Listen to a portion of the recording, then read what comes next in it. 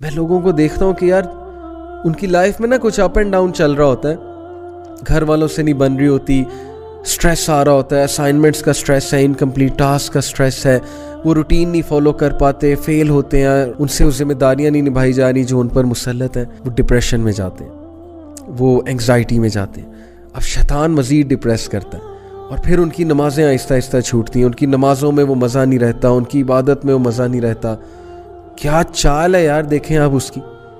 मतलब उसे पता है कि मैंने कहाँ से पकड़ना है इस बंदे को, जाके दिल लगा लिया किसी से सिर्फ इस बेसिस पे अगला खूबसूरत है, पसंद आया, आंखों को भाया, व्हाट्सएवर द रीज़न, और उसके बाद उस बंदे की तरफ से कोई तकलीफ आई या वहाँ शादी नहीं हो रही, अब सैडनेस आएगी, एक स्टेट ऑफ डीमोटिवेशन आएगी, you will be lost obviously. और शैतान फिर मज़ीद आएगा, मज़ीद डिप्रेस करेगा, मज़ीद मायूसी डालेगा, बहुत कुछ कहेगा, और एट द एंड नमाजें भी हिट होंगी, एट द एंड वो बंदा अनप्रोडक्टिव भी हो जाएगा, वो बंदा एंटी सोशल हो जाएगा, हर वक्त कमरे में रहेगा, डिप्रेशन में रहेगा, सैड शायरी, ऊपर से इंडियन गाने मज़ीद 5वां गियर लगाएंगे उसका डिप्रेशन का, वो जो सैड सॉन्ग्स उन्होंने बनाए हुए। तो शैतान के चंगल में ना आए। A depressed believer is most beloved to शैतान, he loves a depressed believer, कि मैं मज़ीद इसे डिप्रेस करूँगा, इसकी इबादत छुड़वाऊँगा, मैं मज़ीद जो है ना इसको इस्लाम से दूर करूँगा।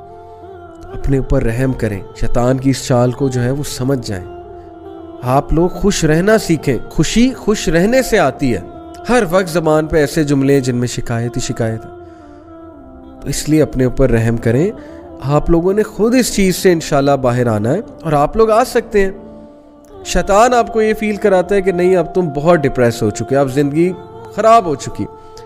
बहुत से लोग ये ही नहीं एक्सेप्ट कर पाते कि मेरे साथ ये हो क्यों रहा है, Why is it happening to me? मैंने इस्तिखारा किया था इस काम से पहले, मेरे साथ ऐसा क्यों हुआ। सहाबा पे मुश्किलात नहीं आती थी ना, सहाबा जो है परेशान हो जाते थे कि पता नहीं अल्लाह हमसे नाराज़ हो गया, क्योंकि हदीस के मुताबिक जब अल्लाह को किसी से मोहब्बत होती तो अल्लाह ताला उसको टेस्ट करता है।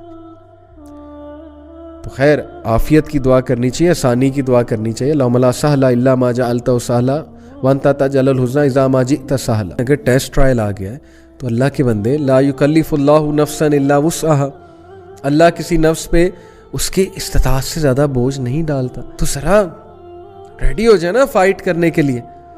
आपने स्क्रिप्ट लिखना है, आप अल्लाह ने आपसे बुक लिखवानी है आपकी, जो which you will tell to your generation.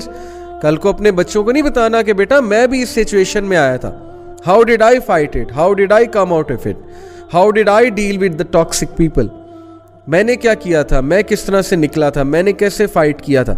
अगर आप गिव अप कर देंगे, डिप्रेस हो जाएंगे, जनरेशन को क्या सिखाएंगे।